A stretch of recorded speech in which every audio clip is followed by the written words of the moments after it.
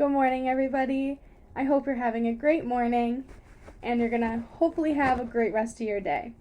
Today for social studies, you should have taken your quiz for what we've learned thus far for Mesopotamia. And if you've noticed, there are pretty simple questions that if you are participating in class and following along, you would have known. If you had a harder time on the quiz, that should be a little note to yourself that maybe we could be doing something differently in class. Today, for day 5 of our Mesopotamia unit, we're going to be discussing city-states. A city-state is included with a city and the countryside surrounding the city. Each city-state has its own government and ruler. People in the city-states spoke the same language and had the same religious beliefs and customs. If we take a look at our map over to the left, we see that it's Mesopotamia in the Fertile Crescent in green. Nice and highlighted for us, easy to see. And we might think to ourselves that it's a very large area. And that's true. The northern part of Mesopotamia is called Akkad. And the southern part of Mesopotamia is called Sumer. So if we take a look over here at the right, we see that Akkad is up in the north, and then Sumer is down in the south. Now, both Akkad and Sumer are made up of multiple city-states.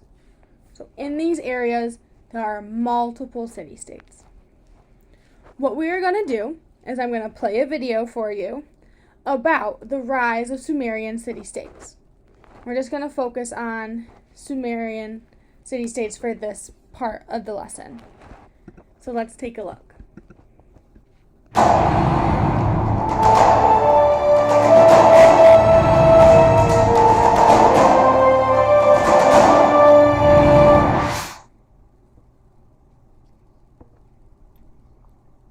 Think about a problem that you had recently. Waking up on time, no clean bed sheets, nothing in your fridge to cook for dinner. The earlier we go back in time, the more problems our ancestors faced. We're going to take a look at a group of people that lived 8,000 years ago and a few of the problems that they faced as they were figuring out this thing called life. Mesopotamia, also known as the Fertile Crescent, was located in what is now modern-day Iraq. The name Mesopotamia comes from a Greek word that means the land between the rivers. Cities first started popping up around the southern part of the Tigris and Euphrates rivers in an area known as Sumer. The earliest cities date as far back as 3500 BCE. These cities were known as city-states because of their ability to produce their own farmland and rule themselves. They were like small independent countries. Mesopotamia wasn't the easiest place to live. The geography of Mesopotamia differed between the northern part and the southern part.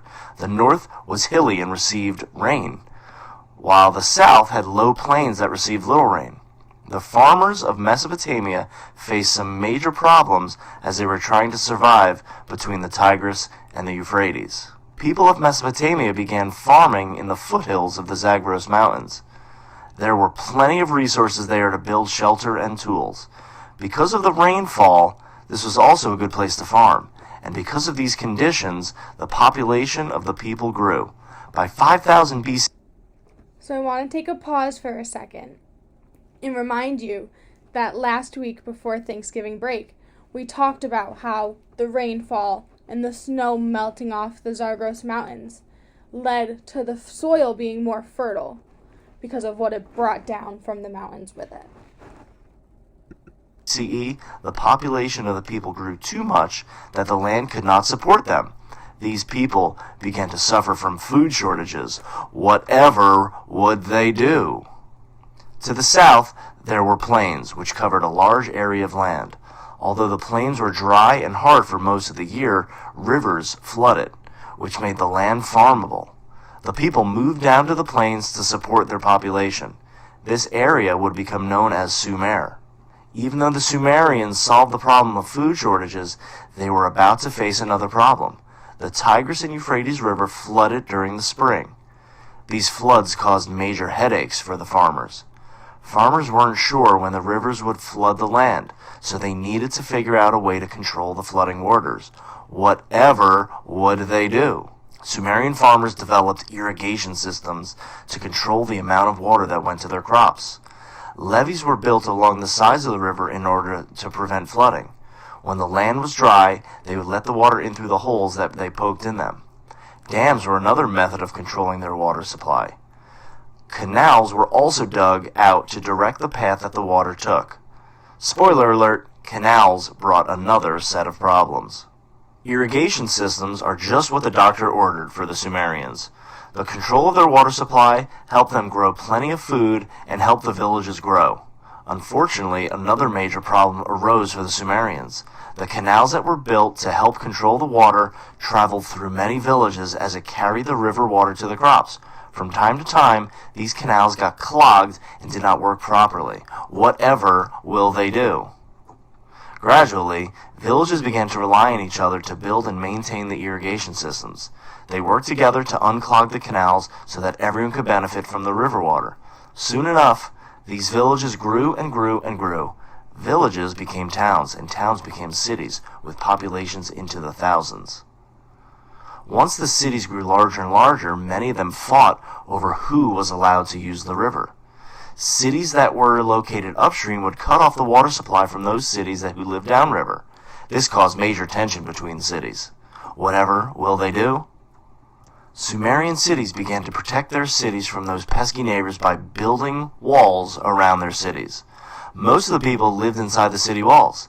These walled cities were like independent countries. Historians have labeled them city-states. By 3000 BCE, most Sumerians lived in a city-state. Living in these city-states brought about a new way of life and new sets of challenges. Oftentimes, these city-states would fight with each other. Soon enough, some city-states are going to try to take over other city-states and create something bigger. Here's some sources, and it's Awesome. So, I really enjoy this video because it stresses the importance of the rivers and the canal systems and the irrigation that Mesopotamians used to help further their civilizations. Right? Whatever would they do with all that water? Some things the video also mentioned was, again, how the canals are connected to the city-states through the Tigris and Euphrates rivers. How the city-states would build massive walls around them to protect them from attack from other city-states. How farmers would grow crops outside of those city walls by the rivers, on the side of the rivers, because that is where the most fertile soil was. There's also harbors in these city-states, which we'll see in a moment, where foreigners would dock their boats while trading with local merchants. So they would use these rivers and canals to travel from city-state to city-state. We will also see that in these city-states, the houses and the shops make it like a maze throughout the whole civilization. And then we'll see the ziggurats and how those are beneficial and important to the people in Mesopotamia. So now we're going to take a closer look at one of the Sumer's major city-states of Ur. And it's spelled U-R, but it sounds like Ur. So I'm just going to read you a little bit about Ur, and then we're going to zoom in even closer and see each component. So Ur was one of the earliest and largest cities in ancient Mesopotamia. This great trading center and port was home to roughly 30,000 people. Located on the Euphrates River, connected through the canals of a rich trade which merchants and sellers and buyers would use. This illustration shows what it may have looked like in 2000 BC.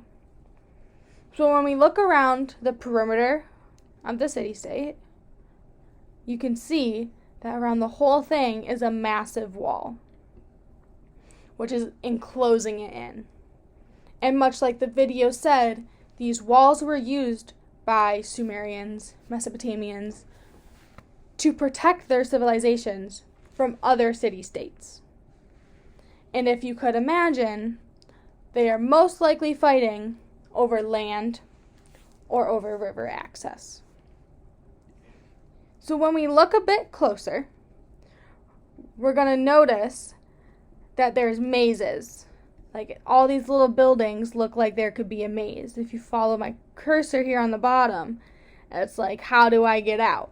Right? That's what a maze is. It's like never ending, lots of twists and turns, but it helped them become a more stable civilization.